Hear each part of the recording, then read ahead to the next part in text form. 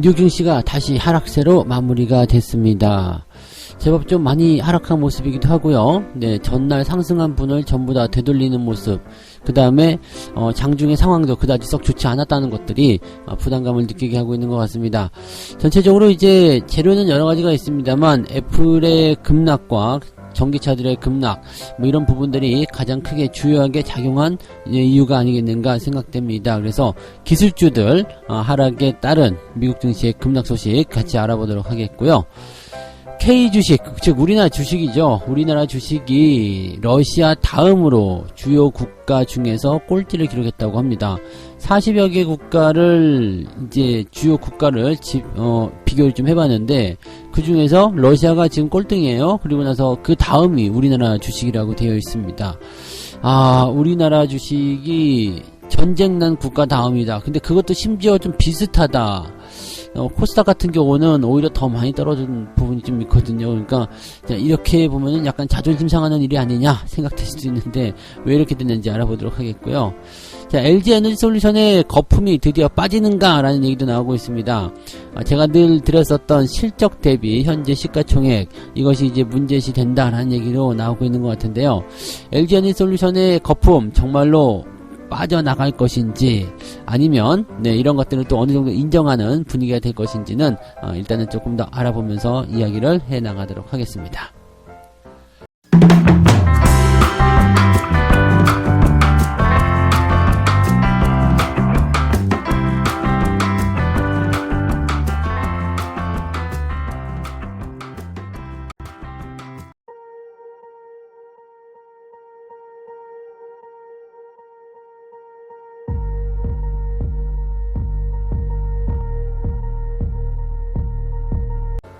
네, 반갑습니다. 오늘은 9월 30일 금요일입니다.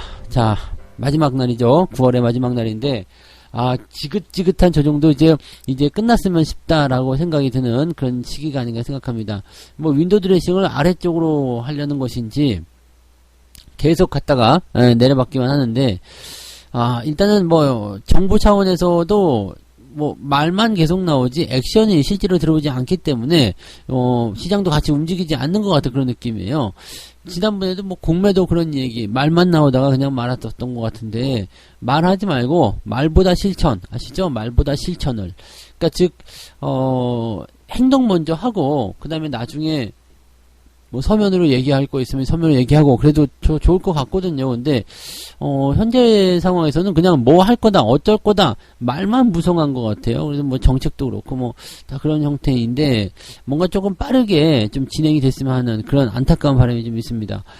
미국 증시가 계속 떨어져요. 지금 다우지수가 마이너스 1.5%대 나스닥은 마이너스 2.8%나 떨어졌습니다. 어떻게 보면은 전일 상승한 부분들 또 반납하는 그런 형태로 보여졌다 보시면 되겠는데, 뭐 재료가 특별한 게 있는 게 아닙니다. 근데 오늘은 조금 특이한 게요. 재료가 되게 좋았음에도 불구하고 오히려 그것 때문에 주가가 떨어졌다. 네. 야, 이거 뭐 이런, 그냥 뭐 주가가 떨어지기 위한 그런 핑계거리다라고 밖에 생각이 안 되는 그런 내용일 수도 있겠습니다. 그래서 여러분들 이 내용들을 좀 이해를 하실 수 있도록 제가 재료들 하나씩 짚어보도록 하겠습니다. 일단 주가가 빠진 이유는 두 가지로 보고 있습니다. 애플의 주가가 떨어진 이유 그것 때문이죠. 그래서 애플이 지금 신형 아이폰 14에 대한 증상 계획이 철회가 됐다라는 소식이 나타나면서 이 급락세를 좀 보였고요. 뱅크 오브 아메리카 같은 경우는 지금 현재 수요 둔화를 이유로 애플에 대한 투자 의견을 하향 조정을 하게 됩니다. 그래서 이 투자 의견도 하향됐지 실적도 줄어든다 그러지 고평가단 얘기도 계속 나오지 그러다 보니까 자 아무래도 이제 애플의 주가가 급락할 수밖에 없지 않았겠느냐 이렇게 얘기가 되고 있는 부분이겠죠. 지금 이 애플의 주가가 떨어진 것은 근데 기술주를 대표하는 종목이기 때문에 주목을 해야 되는 내용이겠습니다만 뭐 지금 뭐 테슬라를 비롯한 전기차 관련주도 또다시 폭락이거든요. 그러니까 전체적으로 이렇게 기술주 시장이 다 외면을 받고 있는 그러한 느낌이다라고 보셔야지 애플만의 문제는 아니다라고 보시면 되겠습니다. 그냥 덤통 뭐랄까 덩어리가 형성된 상태에서 주가가 밀려갈 때 그 안에 애플이 포함이 되어 있었다. 어떻게 보면 애플이 대장 역할을 했을 수도 있죠. 나를 따르라 해가지고 다 데리고 나갔을 수도 있겠는데 그렇다고 하더라도 네 애플의 주가만을 꼬집어서 얘기하기는 기술주의 하락이 워낙 덩치가 크다는 것이 중요한 부분이 되겠습니다. 자, 그 다음에 또 한 가지 이야기는 연준 위원들의 그런 이야기. 지금 로레타 총재가요, 지금 금리가 그렇게 걱정할 수준이 아닙니다. 인플레이션 억제만 할 수 있다면 더 올려야죠. 뭐 이런 식으로 얘기를 했다고 합니다. 뭐 끝까지 가보자. 갈 때까지 가보자 이런 얘기인가 싶기도 한데, 그래요. 뭐 뒷는 생각하고 이렇게 얘기하는 거겠지라고 생각했다가 지금 네 경제지표 상황 보고서 이거 뭐 걱정거리가 없겠는데 라는 생각도 좀 해봤어요. 자, 그 다음에 블러드 총재 같은 경우도 금리를 계속 인상해야 된다는 그런 발언을 계속 반복하고 있다. 블러드하고 로레타하고 얘네들은 금리를 못 올려서 지금 안달인 것 같다라는 생각이 들 정도로 너무너무 금리 인상에 열정적이다라고 생각하시면 되겠습니다. 자, 그런데 제가 방금 전에 말씀드린 것 중에 이 연준 위원들이 금리 인상을 하려고 할 때 마음 놓고 할 수 있는 그런 배경이 있다라고 얘기가 있었잖아요. 그게 이제 미국 증시에 나타난 경제 지표들. 이 경제 지표가 너무 좋게 나왔어요. 신규 실업 수당 청구 건수가 지금 20만 명 밑으로 떨어집니다. 19만 3천 명이 나왔어요. 19만 3천 명이요.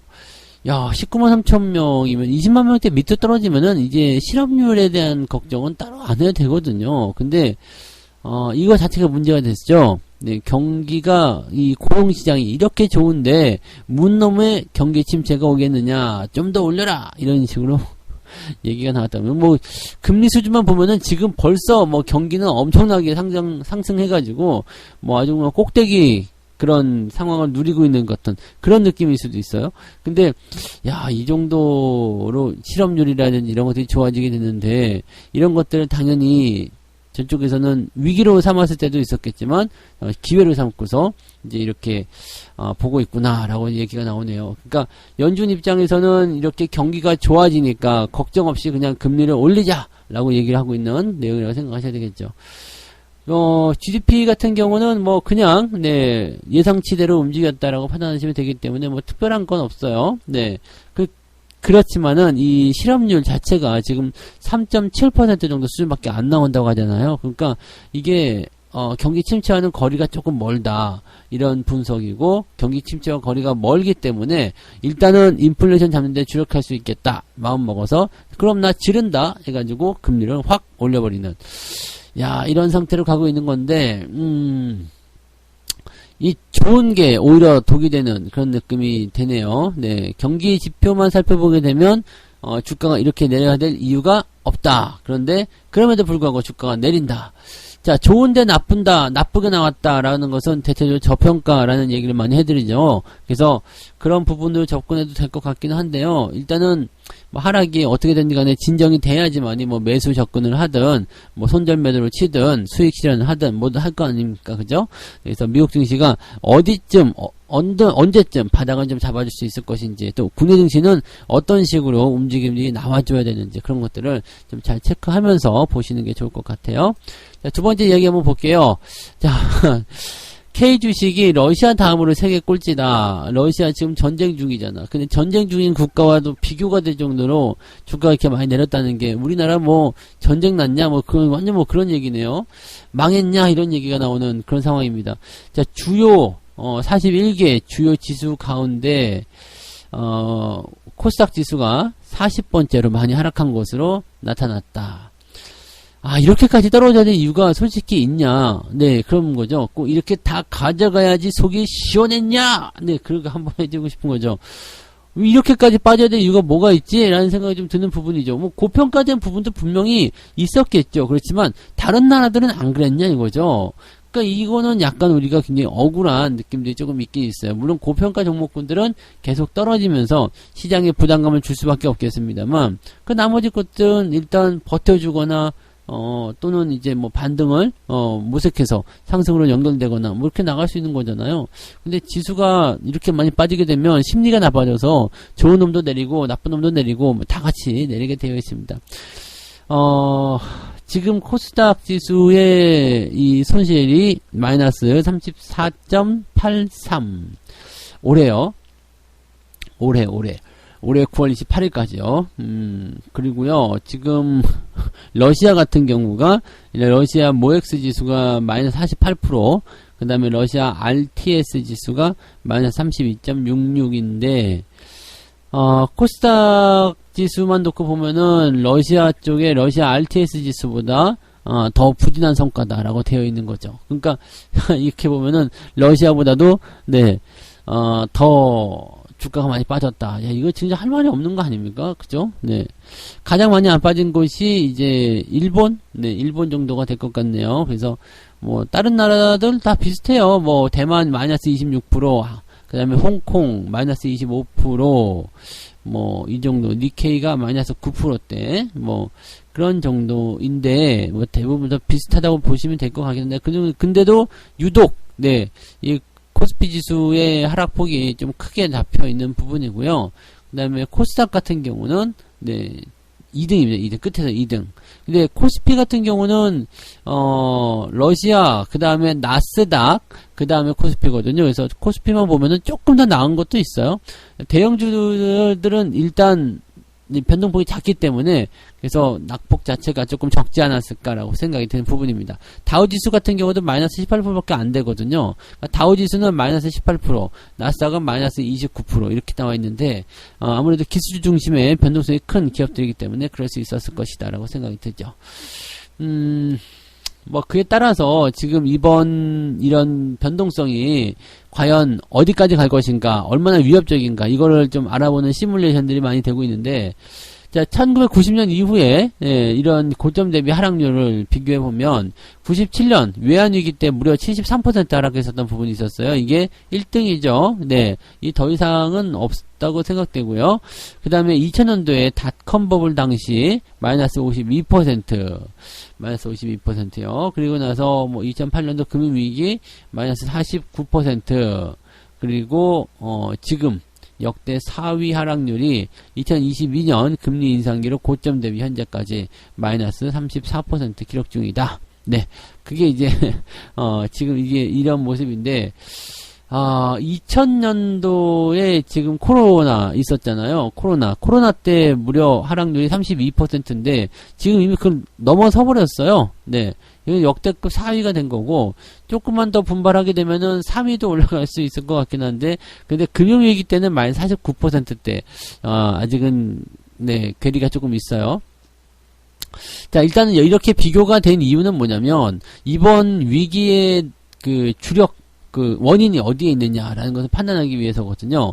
금융 시스템 부채의 위기가 아니라, 만약에 그것이 아니라면 증시는 이미 바닥권이다라고 얘기가 나오는 거죠. 지금 이게 지수가 밀리는 형태의 모습을 보게 되면 대체적으로 이제 그런 시스템적인 부분과 연결이 좀 되더라, 이렇게 판단이 좀 되는 것 같더라고요.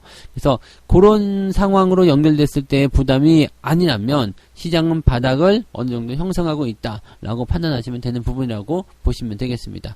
실제적으로 이제 뭐 증권사들은 2050, 뭐, 그 다음에 현재 밸류에이션, 뭐, 등등등 여러 가지 뭐 분석하고 뭐 그렇게 나섰습니다만, 일단은 뭐 분석을 한다고 해서 주가가 안 떨어지는 건 아니고, 또 뭐, 주가가 올라갈 때는 어느 날 갑자기 뭐, 리포트나 이런 거 관계없이요, 그냥 막 올라가 버리기 때문에, 지금 뭐, 저런 증권사들의 이야기들은 굳이 우리가 귀담아 들으실 필요까지는 없을 것 같고, 참고용으로 그냥 봐주시면 될 것 같아요.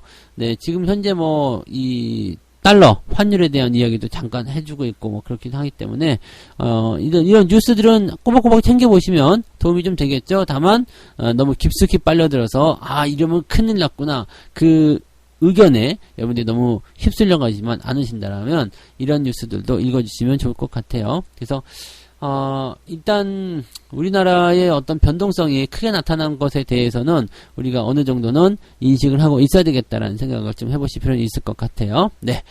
자, 세 번째 이야기로 넘어갑니다. 1조 2천억 이익에 시총은 100조 원. 뭔지 아시겠죠? LG 에너지 솔루션입니다. 고평가 거품이 되게 빠지느냐인데, 이게 되게 재밌는 게요. 제가 그동안 여러분들에게 말씀드려왔었던 거. 아니, 1조 원짜리 기업이 100조가 시총 터지는 게 말이 됩니까? 라는 이야기 해드렸었잖아요. 하루에 한 끼만 먹고 사는데 몸무게가 100kg가 말이 됩니까? 빠질 거예요. 이거랑 똑같은 거거든요. 조금밖에 안 먹는데 지금 당장은 살이 안 빠지는 것처럼 보이죠? 그렇지만 점점 빠져서 네, 하루 한 끼 식사에 맞는 그런 몸매가 되긴 될 겁니다. 그게 이제 시간이 얼마큼 걸리냐에 대한 문제겠지만 어쨌든 간에 이렇게 먹는 게 인풋이 적은데 아웃풋이 이렇게 등치가 이렇게 커져 있다는 것이 사실은 말이 안 된다라는 얘기가 좀 되는 거죠. 그래서 이런 부분들 시총 2위에 있는 게 과연 맞느냐 그런 얘기들이 이제 솔솔 나오기 시작했습니다. 즉 실적 대비 주가가 지나치게 높게 책정되어 있다는 고평가 논란이 여전하기 때문에 지금 현재 퍼가 100배가 훨씬 오는 상태에서 증권사 50% 이상이 주가 상승이 여러 개 있다라는 이야기를 하고 있다. 이것도 당연히 문제가 아니겠느냐라는 얘기가 되는 부분이겠습니다. 그래서 근데 또 9월 달에는 또 그렇게 많이 안 내렸어요. 코스피나 뭐 삼성전자, 하이닉스보다도 덜 빠졌거든요. 그러니까 오히려 이제 이렇게 덜 빠지면서 버티는 것이 개인 투자자들에게 또는 이 종목을 사고자 하는 사람들에게 희망을 더 주는 거 아니겠느냐. 이거 봐라. 시장이 내리도 내가 가진 주식은 안 내리고 있다. 이런 식으로 인식을 하게 된다는 얘기가 되는 거겠죠. 네. 자, 지금 일단 29일, 네, 29일이면 이제 어제죠. 어제 기준으로 주가 수익 비율이 109배, 109배요. 109, 109.81배에 달한다라고 되어 있습니다. 이 전기차들 부분들 보면, 관련 기업들의 퍼가 2025년도까지 이제 고성장에 대한 부분들을 미리 시장에 반영시켜 놓은 부분이 있다라고 되어 있습니다. 그래서, 실질적으로 이제, 뭐 성장성이나 이런 것들 제가 다 해드렸던 얘기들이에요. 그러니까 이런 해당 기업들의 성장세를 의심할 필요는 없다. 그렇지만 긍정적인 평가를 할 때 이 내재 가치에 기반을 한 그런 부분들이 지금 현재 주가를 형성하고 있을 때 이것이 지금 실적에 따라오지 못하면 당연히 가격적인 조정을 받게 될 것이고 실적이 만약에 따라 붙어줄 수 있다면 이것을 미리 앞서서 땡겨 쓴 그 값을 기한 만큼 손가락을 빨아야 된다라는 얘기가 되는 거죠. 그러니까 최소한 재미없는 그런 주식이 바로 이 주식이다 라고 얘기를 해드렸던 내용들이랑 거의 일맥상통한다고 보시면 되겠습니다. 하지만 증권사들은 이럼에도 불구하고 계속적으로 장밋빛 전망에 매수 의견을 내세우고 있습니다. 지금 18개 증권사의 목표가 평균치는 55만 5,200원. 그렇게 돼 있네요. 네. 그 다음에 메리츠 증권이 68만원으로 가장 높게 잡혀 있는 상태고요. 미래에셋은 67만원 정도로 잡혀 있기도 합니다. 현 주가보다도 아직 더 올라가야 된다라는 얘기가 있는 거죠. 현재 주가가 이제 44만원대니까, 55만원이면은 최대 54%까지도 올라간다. 이렇게 얘기를 하고 있는 부분인데, 과연 그게 맞는 것인지는 좀 봐야 되겠어요. 그죠? 앞서 설명드렸듯이 미리 반영이 되었다라는 것과, 그 다음에, 지금 현재 상태에서 뭐 어떤 성장성에 대한 부분들이 의심 있는 게 아니라, 그렇게 긴 시간 동안 이게 1조 2천억 이익하고 100조 덩치는 사실 너무 큰 괴리가 있거든요. 그래서 조정이 나올 때는 크게 나올 수 있고요. 그 다음에 기간이 옆으로 늘어지더라도 상당히 오랜 시간을 기다려야 된다는 거죠. 자, 1조짜리가 갑자기 100조 원 가까이, 100조가 아니라도 뭐 10조 원 넘게 매출을 올리고 영업이익을 만들어내려면 이게 쉬운 일이 아닐 거라고 보시면 되겠습니다. 갑자기 실수령액을, 300만원 받던 사람이 500만원 늘려라! 그러면 갑자기 늘어나는 게 맞나요? 아니잖아요. 그러니까, 지금 이 LG 에너지 솔루션에 대한 어떤 부정적 관점은 필요 없다라고 증권사가 또 얘기하고 있지만, 그거는 너희들 생각이다. 라고 꼭 집어서 이야기해주고 싶은 생각이네요. 그죠? 네. 지금 그 이유가 이렇게 나와 있어요. LG 에너지 솔루션에 대해서는 부정적으로 평가하기 힘들다. 왜? 패시브 자금으로 묶여있기 때문에. LG 에너지 솔루션이 코스피 200, 그 다음에 주요 성장지수 관련 펀드 등에 포함이 되어 있기 때문에 얘를 나쁘게 얘기한다는 것은 곧 내 상품이 가치가 떨어진다는 것과 똑같다라고 얘기해서 침묵하고 있는 것과 똑같다는 얘기가 나오는 거거든요. 자, 그런 거 보면 진짜 무서운 세상이죠. 네. 무서운 세상. 고평가가 됐다고 함에도 불구하고 이해관계가 얽힌다라면은 입을 딱 다물 수 있다라는 거. 이런 세상에서 여러분들이 주식투자 하고 있습니다. 아시겠죠? 정신 똑바로 차려야 되겠죠? 네. 자, 이렇게 해서 총 3가지 이야기 전달해 드렸습니다. 기술주들이 급락하게 되면서 미국 증시도 같이 급락하는 모습이 나타나서 좀 안타까운 모습이긴 한데요. 오늘 주말장이잖아요. 그래서 또 흔들리는 모습들 일단은 예약하고 가실게요. 그렇게 보셔야 될 것 같습니다. 상당히 좀 불안감이 또 오늘 반대 매매 이런 것들 많이 좀 나올 것 같아 보여요. 참고하시고요. 자, 우리나라 주식 같은 경우는 러시아 다음으로 꼴찌를 기록했다. 즉 낙폭이 제일 큰 종목으로 시사가 되고 있다. 그런 이야기인데 꼴찌 네, 러시아 빼면 사실 꼴찌라고 봐야 되겠죠. 근데 왜 이렇게 많이 변동성이 생기느냐 이건데 뭐 말들은 많겠죠. 뭐 공매도도 있을 테고 뭐 여러 가지 있겠습니다만 무엇보다도 이제 액션을 할까 말까 그런 심형래 같은 심형래가 아니죠. 연구 같은 진행할까 말까 금지할까 말까 이렇게 할까 말까 뭐 그런 거 하고 있으니까 문제라는 거죠. 그러니까 빨리빨리 액션 좀 취해줬으면 좋겠다는 생각했고요. 자, LG에너지솔루션의 거품이 빠지느냐 실적 대비 시총이 너무 크다. 자, 이거는 상당히 많은 이야기 중에 하나입니다. 그런데 그럼에도 불구하고 증권사에서 계속 추천이 들어가고 있다는 거, 또 목표 주가가 높게 잡히고 있다는 거, 참 어떻게 따지고 보면은 진짜 이런 것들도 자기들도 이렇게 쓰면서 이거 아닌 것 같은데 라면서 쓰고 있는 거 아닌가, 저는 그런 합리적 의심도 좀 들어요. 네, 아무튼 그런 부분들이 전체적으로 오늘 내용이었습니다. 뭐 그다지 썩 좋아 보이는 내용들은 없었던 것 같은데 그래도 바닥권에 가까이 와 있다라는 느낌들은 계속 받을 수밖에 없었던 것 같습니다. 네, 책 한 곡 읽고 마무리하도록 하겠습니다. 더 이상 태울 나무가 없어져야 꺼지는 장작불과도 같이 거품도 연료가 다 떨어져야 비로소 불은 꺼지게 되어 있다. 여기서 연료란 대출 자금이나 신용을 이용해서 매수하는 것들이다. 네, 소름이 쫙 돋는 내용 중에 하나죠. 네, 다 태울 것이 이제 더 이상 태울 것이 없어야, 그러니까 증시로 친다면 더 이상 뜯어먹을 게 없어야지 주가가 올라가는데 그 뜯어먹을 것은 어디서 뜯어먹느냐? 전부 다 신용이거나 대출이거나 빚내서 투자한 B2의 자금들을 거름으로 쓰고 있다. 네, 정말 무서운 이야기잖아요. 절대 빚내서 투자하면 안 된다는 것만 꼭 기억해 주시기 바랍니다. 자, 오늘 변수가 좀 아침부터 있을 테니까 아침의 변수에 대해서는 너무 민감하게 반응하지 마시고요. 오히려 아래쪽으로 떨어져서 시작한다라면 올라오는 그런 흐름들을 조금 기대해 보시고요. 그렇게 올라와 줬을 때 우리가 상당히 강력한 그런 추가 상승의 의지를 보실 수가 있을 거라 생각합니다. 자, 일단 주말은 오전 변수, 그 다음에 오후 변수 좀 달라질 수 있다는 거 참고하시고요. 그래서 아침에 좀 떨어져 시작하더라도 당장 반응하지 마시고 조금 느긋하게 대응을 하셨으면 좋겠다, 이 말씀을 드려봤습니다. 자, 오늘 성공 투자하시고요. 오늘은 여기까지 하고 이따가 장중시황 때 다시 오도록 하겠습니다. 고맙습니다.